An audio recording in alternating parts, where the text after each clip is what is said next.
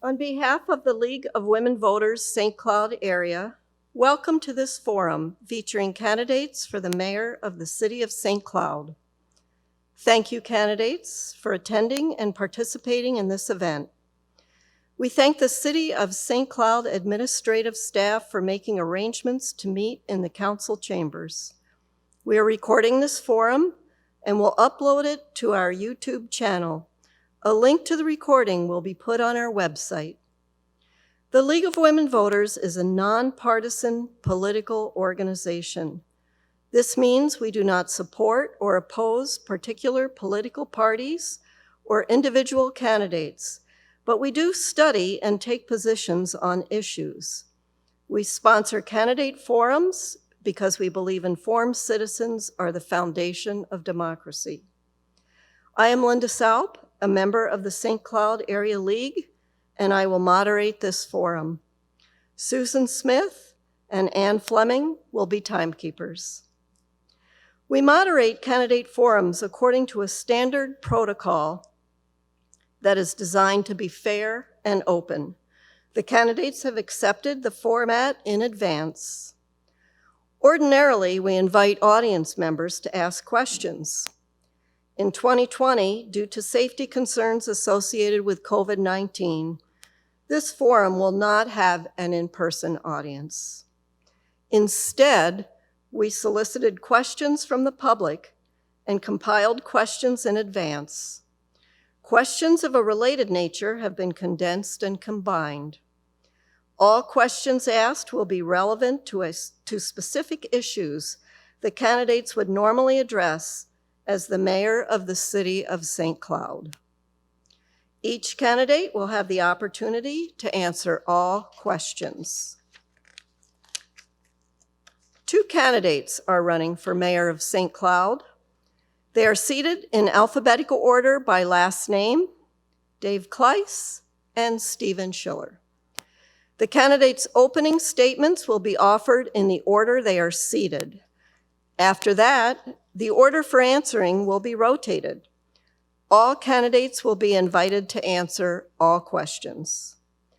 Candidates, you will each be allowed the following amounts of time: 1 minute for an opening statement, 1.5 minutes to answer each question, and 1 minute for a closing statement at the end of the question and answer period. A timekeeper will hold up a yellow card when you have 30 seconds left. The red card that says time means finish your sentence and stop.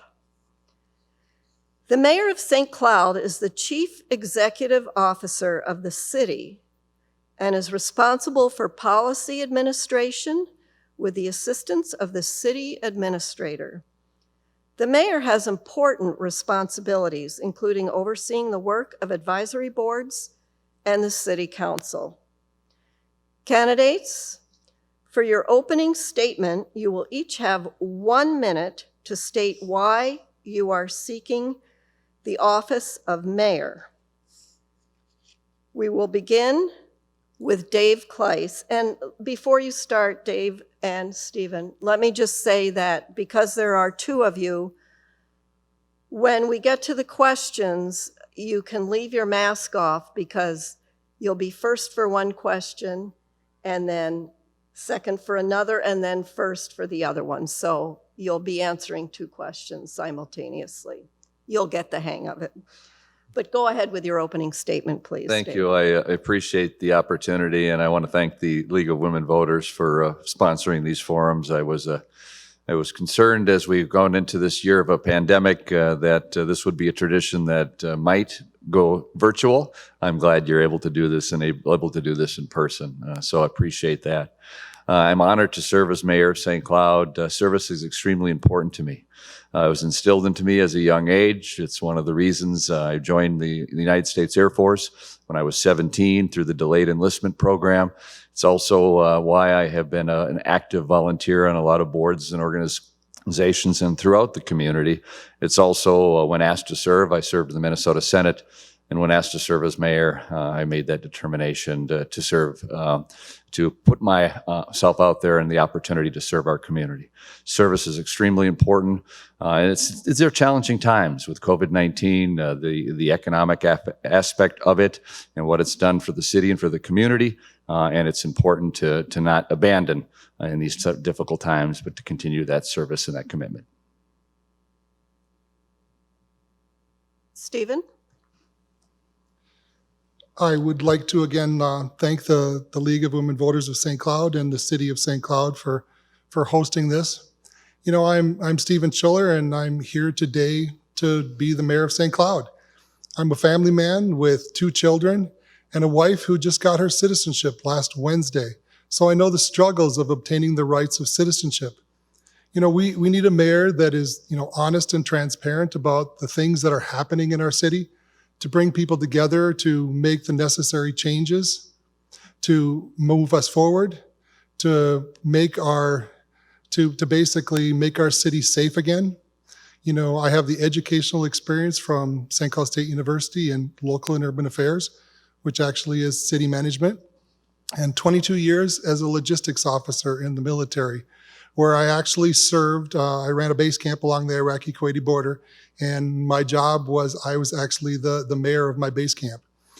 I have been a business owner in this community since 1999, and I have felt that pain too. And I'm running for all of us who feel we have no voice in this community. Thank you. Thank you, Stephen. And our first question, we are going to start with you, Stephen. What do you think is the biggest challenge facing the city of St. Cloud, and what, if anything, can the mayor do about it? One of the biggest challenges is actually bringing our community together, because of the fact that with all the things that have been happening over time with the racial disparity and all of the things that have been happening, I think that sometimes people think that we're immune to that because we're not part of the Twin Cities area, but we aren't immune to that. We aren't immune to having a community that can bring people together, that the police and the community can work together to create a safe environment. And so I think the huge issue is again, bringing the city together, giving the city a voice, and allowing us to become a viable, safe city again. Thank you. Dave? Well, I think the biggest challenge facing the city is the aspect of financial. This is COVID-19. The pandemic has certainly caused a lot of challenges for individuals, for families, for businesses. The city is not immune to that. One of the main responsibilities of a mayor is to provide a budget to the city and to the city council on an annual basis. That sets our priorities. That's the challenge going into COVID-19 at no fault of anyone other than the fact that resources are limited when they're not, especially sales tax, food and beverage, hotel, motel. The city's looking at in this current year a $10 million shortfall in order to provide the services that are important, the core services, public safety being the top priority, infrastructure, and doing that without passing that burden on to the property tax owners and those who rent. So not passing that burden on to folks that already have that burden. So one of the biggest challenges is to be able to do that in a way to still provide those services. And we've done that through the years, and we do it through building relationships. One of the most important aspects is to build relationships with all entities in the community. Oftentimes, it's not just the resources and tax dollars that we have, but we also do it through collaboration and through partnerships. So it's an important aspect. But I think the most important challenge going forward, in particular in this year, in the time that I've been mayor, even during the Great Recession of 2008, this is a much more financially challenging time for city, for families, for individuals, and for businesses. Thank you. Question number 2, we'll start with you, Dave. Do you think that St. Cloud has adequate affordable housing? Why or why not? What role should the mayor, if any, play in retaining and attracting affordable housing? Well, I think in the area of all housing, whether it's affordable housing, all classifications. In fact, the state did a study not too long ago and looked at the need for housing in all categories. That includes multi-family housing, that includes single-family housing, that includes affordable housing in all categories. There is a need. There's a need statewide significantly. St. Cloud in our region is not immune from those statewide needs. From an aspect of affordable housing built privately, in that our aspect is what we can do as a community to enhance the economic development, so businesses can create good living wage jobs. What can we do in the area of promotion on the issue of in zoning for housing, and actually from an economic development aspect, we've been quite successful in some areas with some utilization of opportunity zones, tax credits for developers that have come in. In fact, one significant one on the east side, which added a significant amount of affordable housing, the Liberty Glen project that I just had an opportunity just several weeks ago to be there. It's a facility that's already at capacity because we know that there was that demand there. We worked with the company Dominion that built that facility. We're working with other community companies that are looking at adding that capacity, but we have it in all areas. So it's a matter of what we do in zoning, what you do in the area of economic development for vitality, and utilize through partnerships and collaborations ways to leverage resources at the state, federal, and even at the local level. Thank you. Stephen, same question. Housing is a huge issue right now. We've got a situation right now from, we talked about the economics of St. Cloud. And when you're starting to look at, how our city has been hurt from an economy standpoint, you're looking at right now a lot of property owners that own rental property that are potentially going to go bankrupt because of the fact that our economy is not able to support that right now. And so the thing is that we have to work cooperatively with, again, the private sector to look out for not only the existing property owners, but to also create more projects. Because the thing is that really everyone has a right to have a place to live, and I think that we've forgot that. And when you start to see that our people that are out on the streets and people that can't afford to pay rent and people that can't afford to keep their houses, it's a huge issue. So there's a lot of different areas that are affected right now, and I think we can't just focus on one. We need to focus on all of those issues, because if we as a community are gonna lose people, we're gonna lose businesses, we're gonna lose tax base. Everything is gonna affect that. Thank you. And the next question, we'll start with you, Stephen. What role does the mayor have, if any, in implementing the community policing agreement? It's interesting because I actually have a copy of it here, and I guess the one thing that I look in the agreement, and it really doesn't address how the community and the police force come together as one.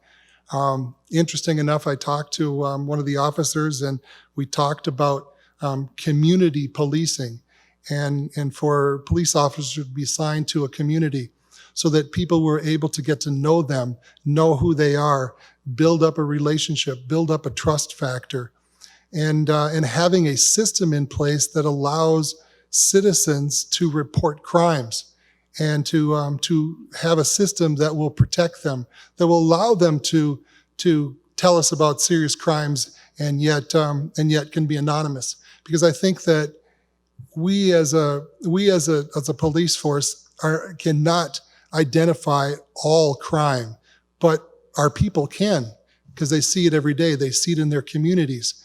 So I think that we need to develop this further to make it easier for our community to be part of our policing of our community. Thank you. Dave? Well, the mayor has a tremendous role, and it starts, in fact, in almost all aspects, it starts at that level. But community policing is a grassroots effort, so it's important to bring organizations and groups together. St. Cloud actually, and especially in this year, has been focused as a model. The League of Minnesota Cities has used some of our, and in fact had a number of our folks on talking about how we do that. We started, and community policing agreement for St. Cloud actually started a number of years ago in 2005, bringing groups together and went through a span of years. And these are various groups bringing community to the table, bringing people together to with our police department.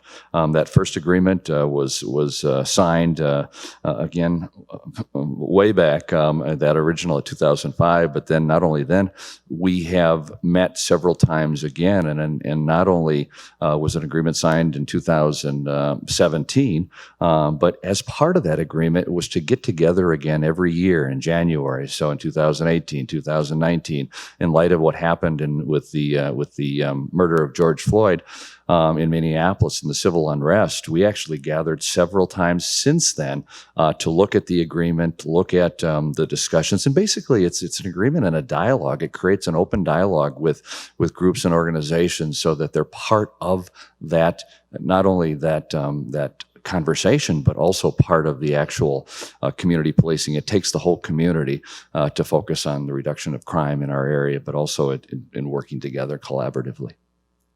Thank you. Follow-up question, and we'll start with you, Dave. What does defunding the police mean to you, and would you support it?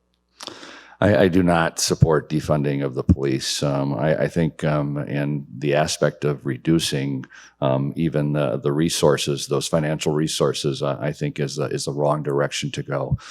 Police and public safety, the responsibility of a city, the core responsibility is public safety. In fact, not only am I saying that, that's something we survey our residents on a regular basis. The top priority that the community wants us to focus on is public safety. So no defunding. And in fact, if you reduce that funding, you're actually limiting and you're reducing the amount of community policing, you're reducing the amount of community outreach, you're reducing the amount of efforts that we have both in the schools and that we do with a lot of different groups, and you're also reducing the quality in the aspect of training. So defunding, in fact, we've been able to, since I've been mayor, every single year, despite even tough economic times, put more funding into public safety. In fact, even in this tough year this year, we're adding additional dollars into public safety at the same time reducing in other areas. So defunding does not, you focus on that priority, we focused on that priority, and it's an important aspect of it. So defunding to me means reducing the actual resources to your core service requirement that you have as a community and what a city should do. So I would not support that, and have demonstrated that in each and every budget that I presented to the city, including the one going into 2021. Thank you. And the next question, we will. You got to give Stephen a chance to. Terribly sorry. Oh, that's all right. I guess I have to go back to the original policing agreement, and it was actually started in 2004 prior to Dave's administration, and though it had not been looked at for a period of 12 years, so 12 years went by and nothing was revised. So where were we in those 12 years? We weren't any better than where we were when the document was originated in 2004. But yet the current administration did nothing to keep looking at this agreement and trying to improve it and make it better. It wasn't until 2017 that it was even looked at again. And the whole idea of defunding of the police, I think that the conception is to defund the police would be to dismantle the police.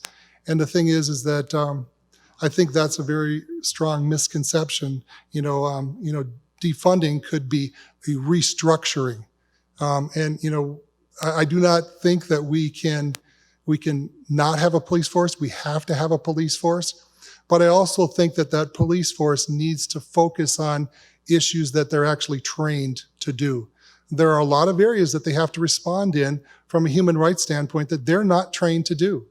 And we need to have a system in place that allows the human rights portion and the police force to work together cooperatively to make it a better system. Thank you. And you'll go first for the next question, Stephen. What role does the mayor play, if any, in developing programs to serve the homeless? I think the mayor plays a vital role. We are the catalysts. We are the ones who see the pulse of the city, and we work together cooperatively with organizations as well as individuals that actually have the necessary training and information to be able to give us the things that we need, the tools that we need in order to put together programs to help the homeless. The interesting thing is that when you drive around the city and you see on every major street corner someone holding up a sign that says that they're homeless and says that they're veterans, and it really and identifies the fact that there's a huge need. That to me, that's a problem. And the interesting thing is that it hasn't seemed to have gotten any better. There is the same amount of people that are out on the streets and that are looking for homes, and we're entering into a challenging time because we're entering into winter. So what is the city going to do to make sure that those people have a warm place to live, so that they can get the knowledge and the training and the opportunity to become a productive citizen in this community? Because that is our responsibility. That's my responsibility as a leader to do that. Thank you. Dave? Well, as the role of a city is, of course, in the aspect of public safety. So, in a situation where people are experiencing homelessness, we do what we can in the aspect of partnerships and collaboration. If you look at the arm of government and in the private sector, it's bringing people together and working in an aspect of those who have that expertise. Social services is a function, at least in our government function, of a county. We have a little bit of a challenge since 3 counties. St. Cloud is in 3 counties, but we work with Stearns County, Sherburne, and Benton County to provide those services. We also work with our federal partners. One of the first things that we did when the pandemic began early in March is we have an emergency operation plan that we put into place. And we look at especially vulnerable populations, those experiencing homelessness, those who are having challenges financially and economically. We put together that plan with our partners and with our collaborative effort. We immediately reached out not only to the state, but with our county folks, but also with our federal. Relationships are extremely important, and how we work together is extremely important. We reached out to our federal folks, and we were successful. We've had, in fact, we just received our 3rd round of community development block grants. These are funds that come to the city from the federal government, and we've been putting most of those resources, in fact, all of those resources, and those experiencing homelessness, food shelves, and other dollars to get those folks off of the streets. So in fact, we've used a lot of those dollars for hotel usage, and we also have a plan as we move into the winter season to make sure that those folks are housed also through those dollars. Thank you. And you will be first for the next question, Dave. Do you think the city budget will be adequate to keep up with needed repairs and improvements to streets and water and sewer services? What are the priorities? Well, the priorities, as I mentioned, public safety being our top priority, and infrastructure. So public safety and infrastructure. So the aspect of you're talking infrastructure is the area of roads, the area of water, the area of sewer.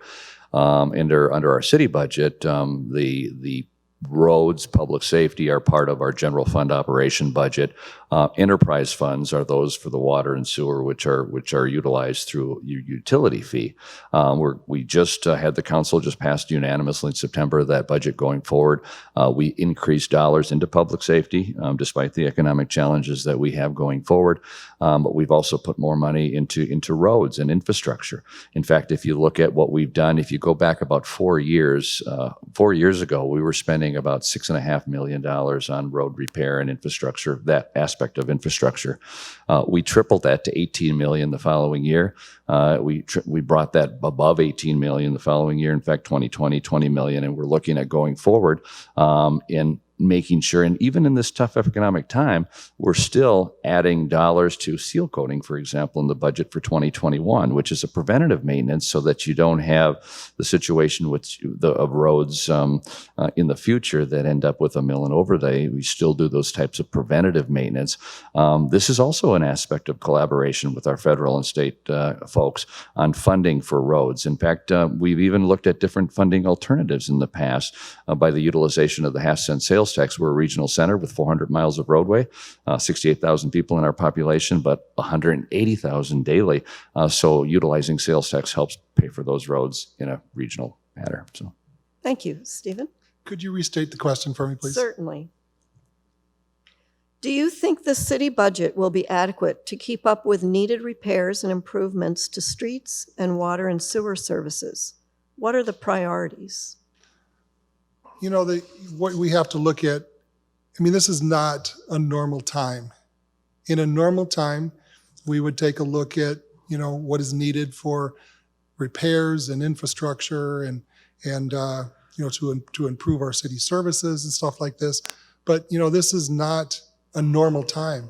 So I think that when we start to look at our budget, you know, we need to first look at, you know, again, we can't look at, you know, a survey that was done in 2019 and say these are our priorities, because the pandemic wasn't here in 2019. So, you know, we have to really re-look at, you know, what are our pain points? What are some of the more serious, drastic needs that are amongst our city?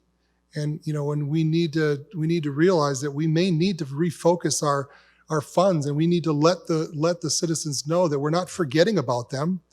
But the thing is that we have to all pull together, and we may have to move some of our resources into other areas to keep the community going, to keep businesses going, to be able to, you know, repair the necessary things that need to be repaired at this time.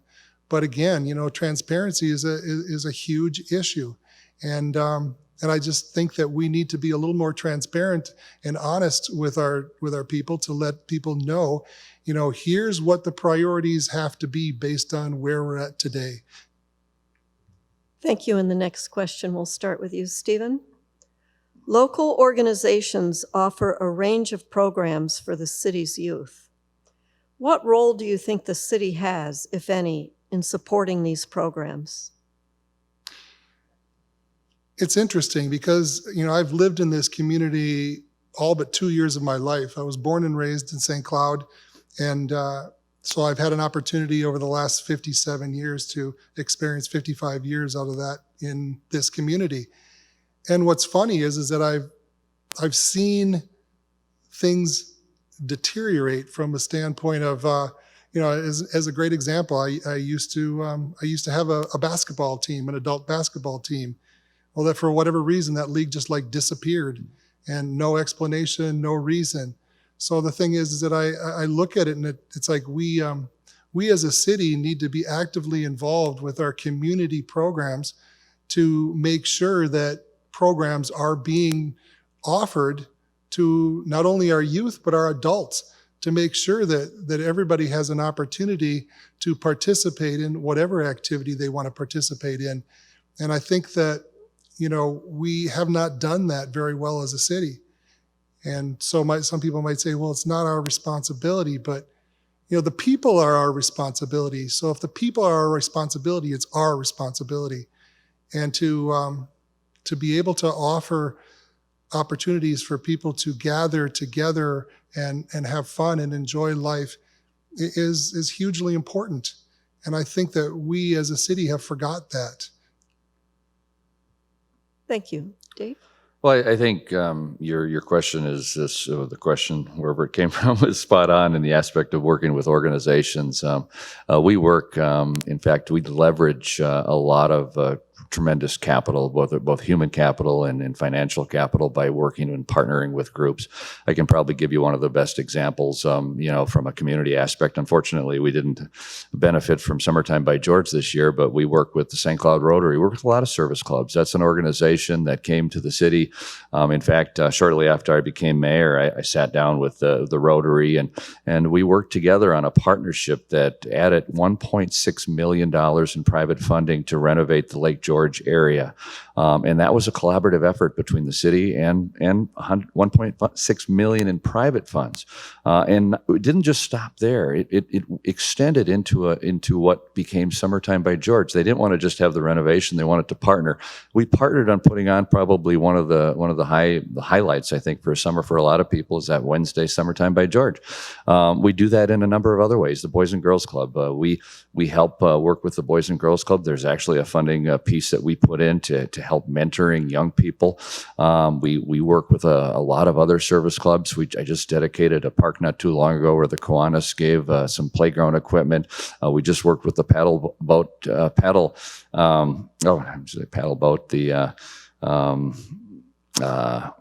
club to put in some defibrillators into one of our parks. We partner and leverage resources from a lot of different ways.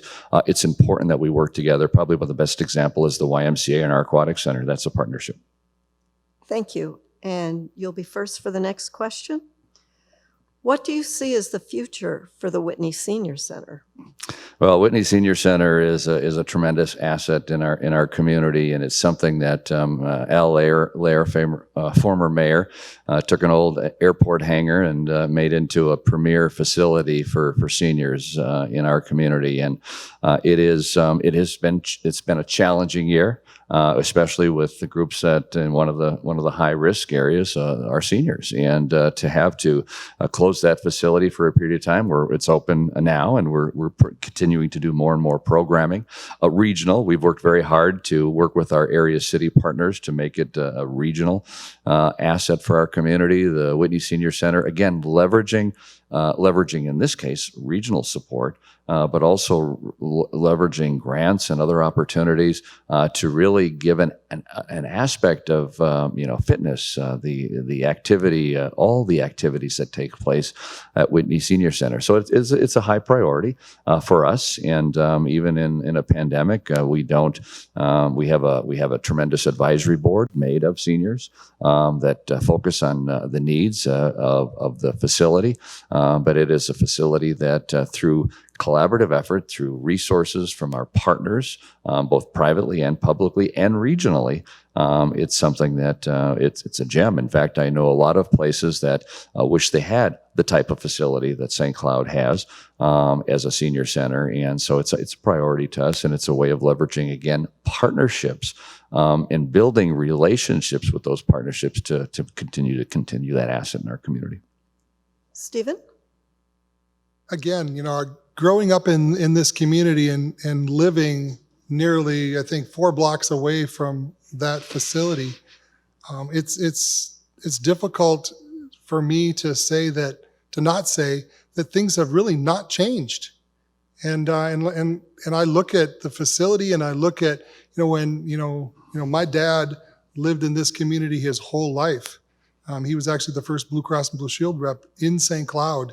And so growing up with the with all of the people in this community and watching them age and seeing the resources that they had back then to gather together and to have entertainment and to have parties and dances and the everything that they had, and all of that has really been lost, and we don't have the same things that my father had when he retired.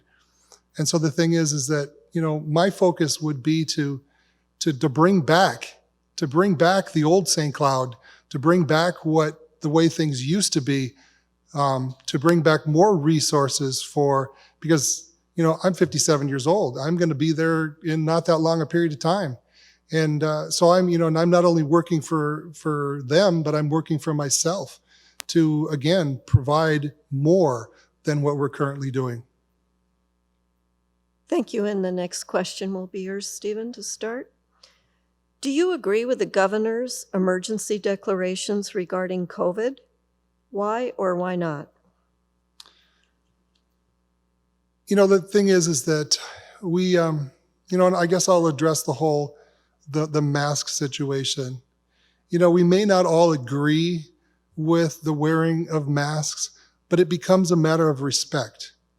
Respect for, for those who are, again, for those who are more vulnerable, respect for each other in the community. Do I like wearing a mask? I'll be honest with you, because transparency is one of my platforms. I don't like wearing a mask, but I do out of respect for those around me. And I don't think that we have done enough to really promote the fact that we need to respect each other and we need to protect each other. I think just designating that we need to wear a mask is not enough. We need to really look at, because I had an experience with a youth in our community. I was in a business establishment and I was wearing my mask, and a gentleman walked in, one that was probably in his 30s, and then one that was in his teens. The one that was in his 30s, I asked him, "Where's your mask?" And he said, "Oh, sorry, I forgot it in the car." And he was very apologetic. The teenager literally called me every name that I could not do in this forum, and that goes back to respect, and the lack of respect for the things for the rules that are being put upon us. Thank you. Dave? Well, I think when it comes to an emergency, we prepare and plan for all aspects of an emergency in our community. And this, of course, being the first pandemic in 100 years to this magnitude, but we prepare. We've worked with in fact, we've done infectious, we had scenarios, early when I was mayor, when we had the H1N1, we went through those types of table exercise. There are certain things that kick in. Emergency powers kick in. In March, I think it was March 13th, I think, when the governor declared an emergency, the president of the United States declared an emergency, and within days, we declared, at the local level, declared an emergency. What that does is it institute a plan and a process. So at the local level, we work with Centricare. We work with a number of our partners. We work with Stearns County. Aaron Tufte, who is our emergency operations manager, is not only for Stearns County, but also St. Cloud.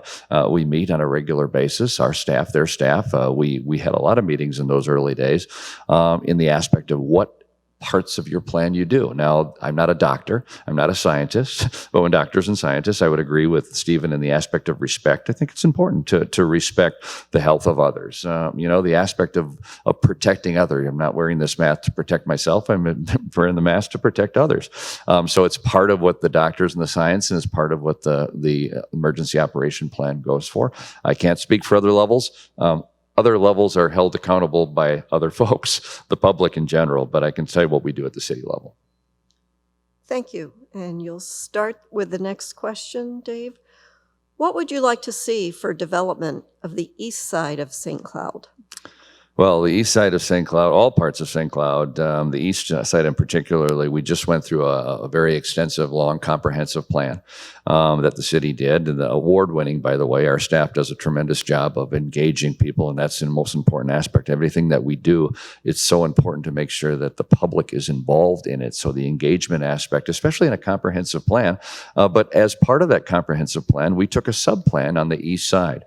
You're seeing some aspects of that development move forward with the renovation and of the Shopko that is now a Runnings, with the demolition, the soon-to-be demolition of the Gateway Motel with an economic development opportunity. You'll see probably in the not-too-distant future some additional renovation at some of the buildings along there. Working in collaboration with MnDOT, you're going to see that roadway completely change on the east side, Highway 1023, in 3 years from now, with a completely different look. Gearing up for that type of interchange and transportation change. You're seeing what needs to take place almost in any aspect of economic development is a catalyst. We identified several catalyst sites when we did the comprehensive plan. The aspect of where Runnings is and where the Gateway. Once you see development spurs more development. That East Side Development Plan wasn't just created by the administration and the council. It was created through a grassroots effort on the East Side with those businesses and the folks that live in that community. So I see some movement. Thank you, Stephen. I think when people are addressing the issue of the East Side, I feel that they're addressing the issue of East Saint Germain, because I guess the beauty of living in this community my whole life is that you've seen what it was and you see what it is.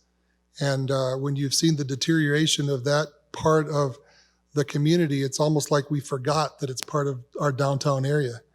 And we don't have the opportunity right now to utilize our river, on the west side of St. Cloud, because we've kind of barricaded it off. But we do have an opportunity to start using the river on our east side of St. Cloud.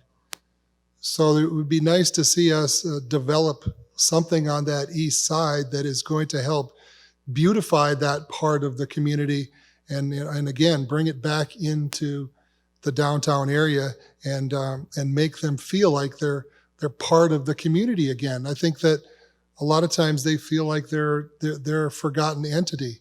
We used to have some very viable businesses that are in that strip, and unfortunately they're all gone. We don't have the Ace Bar anymore, which was a huge part of our community. Coburn's actually had a facility over there as well, and we used to have a bank over there on that part of town, and everything's gone. And so I think that what we need to do is we need to use that part of a part of the river and start to utilize it and make it into an economic development for us.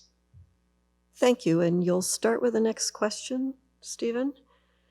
The new Tech High School is in a different setting than the old high school was. What would you like to see the land around the new Tech High School used for?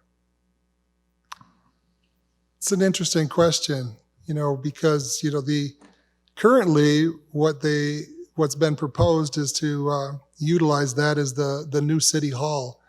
And I really think that would not be a good use of our tax dollars, because it is a very old facility. It would need major renovation, which I think would cause more hardship to the community than it would help. And really as the government, are we just looking out for ourselves, or are we looking out for the people? Where should the money be best utilized? How that land should be used. Definitely what we should be doing is we should be having an economic study done on what would be the best use of that land, because it is a huge parcel of land, but it's going to require a lot of funds. So, I would look to the private sector and see what the private sector what their plan would be if that land became available to them. What could they do to develop that land and use private funds to redevelop the property and not public funds? Thank you, Dave.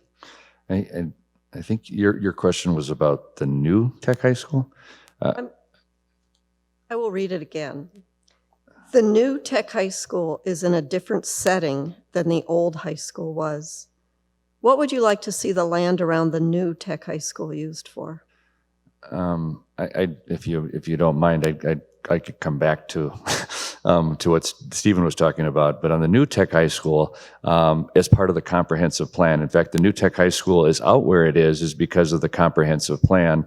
The discussions as to where would tech be in the future, if the school looked at, in fact, I know they looked at a lot of different options, but if the high school, in fact, years ago, we swapped some of the parkland in that area that the school district had purchased as part of their long-range plan, and we swapped that that for city land.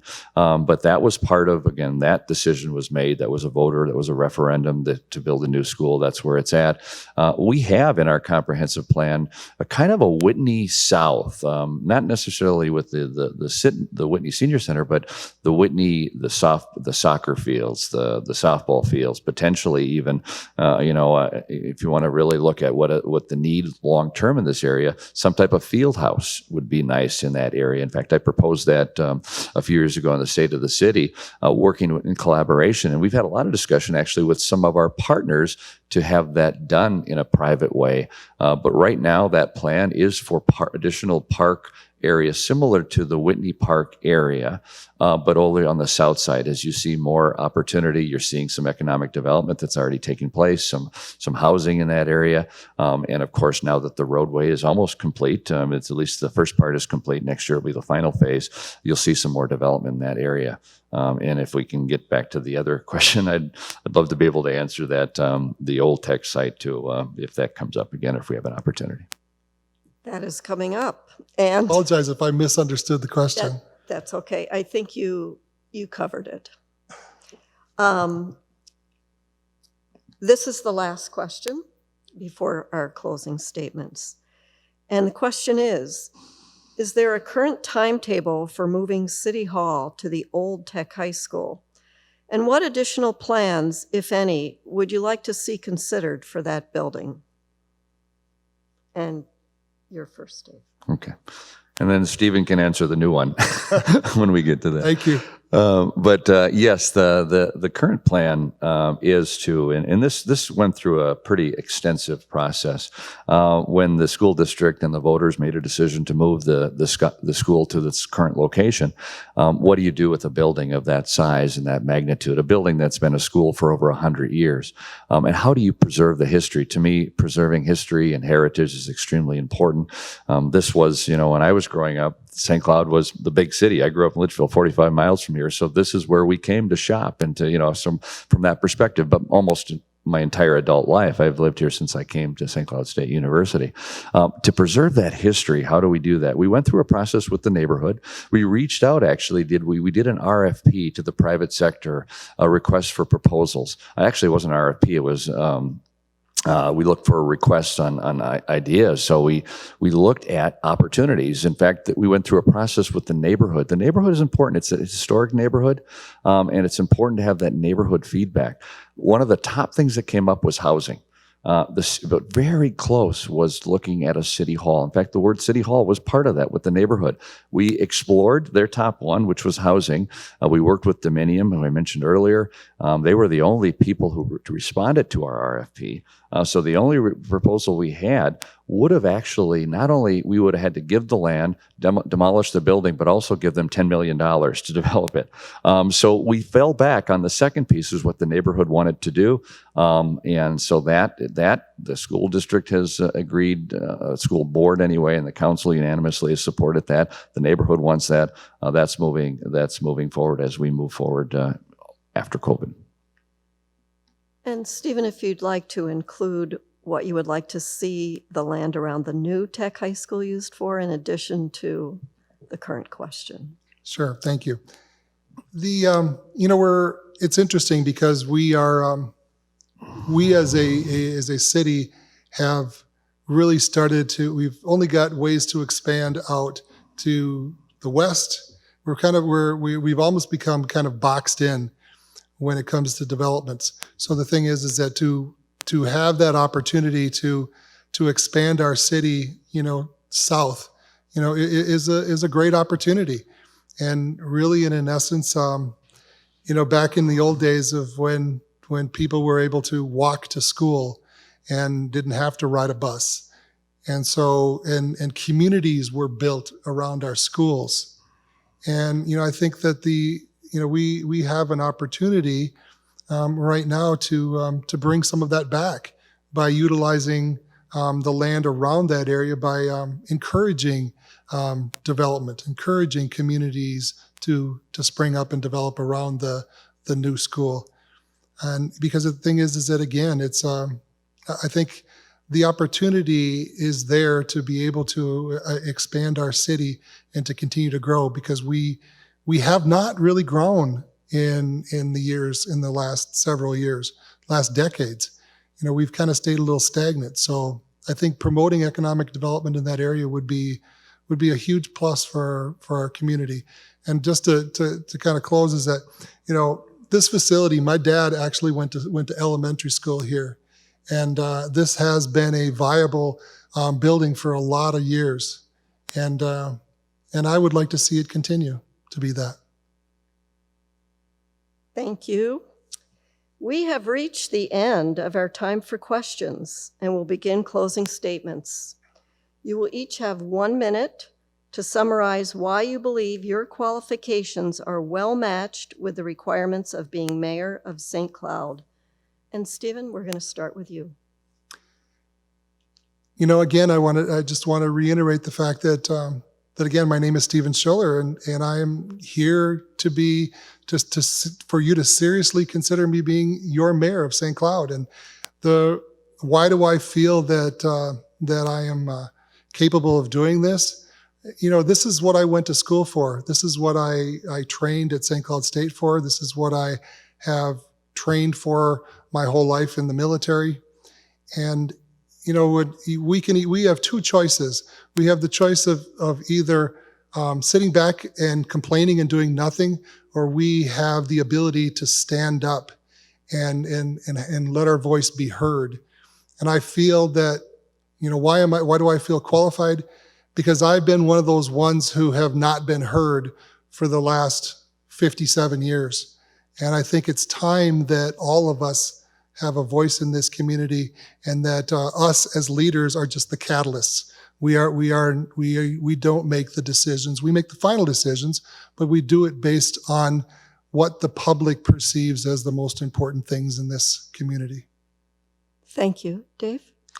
Well, first of all, it's a challenge to do this in a minute and a half, and it's even in the forum. I'd love to continue to have a dialogue, because dialogue and conversation is something that's extremely important to me. You can't really be in a position of leadership without understanding what the community wants. One of the reasons I've had over 770 town hall meetings is to actually listen to people on a regular basis, build those relationships, and it's not with just people who I know. In fact, just last week I do dinners with strangers, and last week I brought 5 people I've never met before to my house for dinner. I cooked a dinner. We had a dialogue and a discussion about what's happening in St. Cloud. And I think it's important to, often in this political cycle that we have, you get a lot of sound bites, but to actually have a conversation, I think, is something that's extremely important to have, and look at the aspect of facts in our community. I love this community. There's a lot of wonderful organizations and individuals in this community doing a lot of great things. I am honored beyond belief to be able to serve this community as mayor and to be able to serve this. And I would ask for that continued ability as we move forward, because this is a community I know people who live here love this community and want to see it continue to move in a positive direction. Thank you. Thank you to the members of the general public for emailing questions. Thank you to each of the candidates for running for public office and for participating in this forum. Thank you to the City of St. Cloud for the use of this room. A link to a recording of this event will be posted on the League of Women Voters St. Cloud area website, lwvsca.org. The views expressed in this forum are those of the candidates, not those of the sponsor. Sponsorship of this forum is not an endorsement by the sponsor of any of the candidates. Now it's up to the voters. I hope you continue to become informed about candidates and issues. Let your voices be heard by voting. Candidates, good luck on November 3rd. Thank you.